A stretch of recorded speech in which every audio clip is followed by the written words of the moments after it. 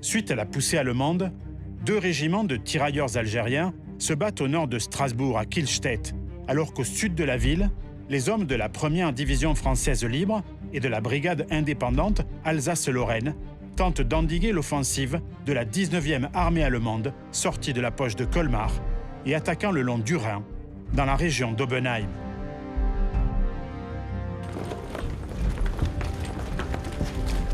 Le sacrifice des soldats du bataillon de marche 24 de la division française libre résume à lui seul les efforts accomplis par les Français de Delattre pour défendre Strasbourg. Entre le 7 et le 11 janvier 1945, les 772 Français résistent à l'avancée d'une division d'infanterie allemande et d'une brigade de Panzer équipée de chars Panther et de Jack Panther, un redoutable chasseur de chars.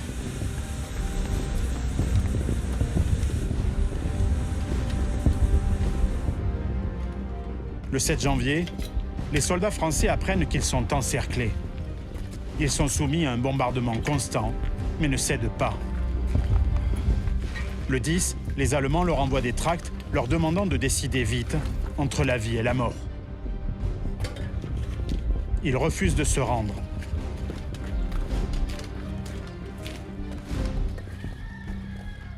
« 200 grenadiers allemands et quelques Jack Panther montent alors à l'assaut. Ils n'ont qu'un but, voir flotter le drapeau à croix gammée sur la flèche de la cathédrale de Strasbourg.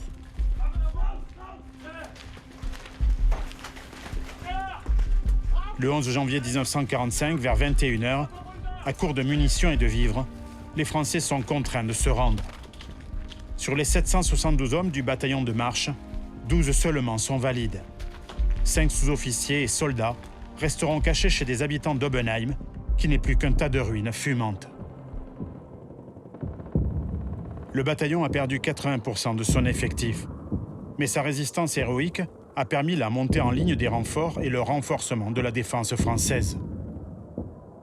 Au sud de Strasbourg, les Allemands n'iront pas plus loin. Au nord de la ville, dans la région d'Haguenau, les combats font rage depuis le 6 janvier.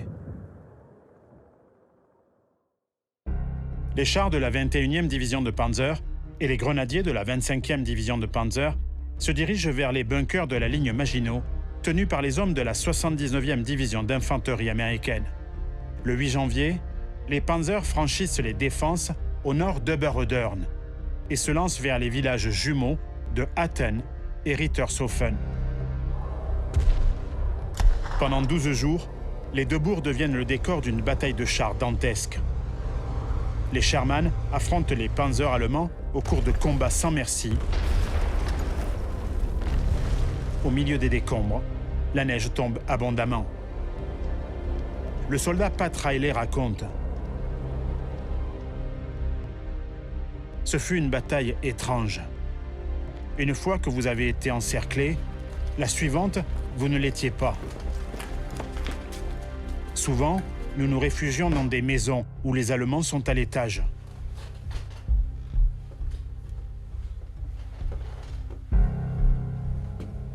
Nous les avons entendus et pouvions les voir, et vice-versa. S'ils ne bougeaient pas, nous partions. Et si nous ne bougions pas, ils partaient. »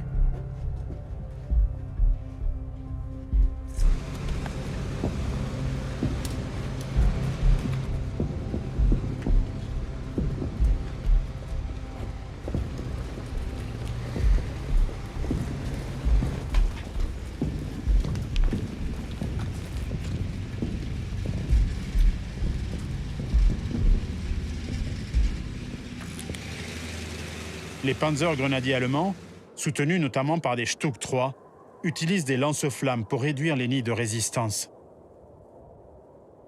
Athènes est détruite à 85%.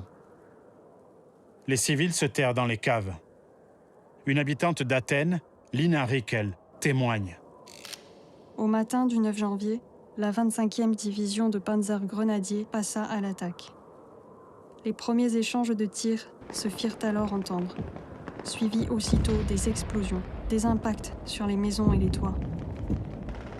De lourds blindés apparurent soudain et une terrible bataille s'engagea.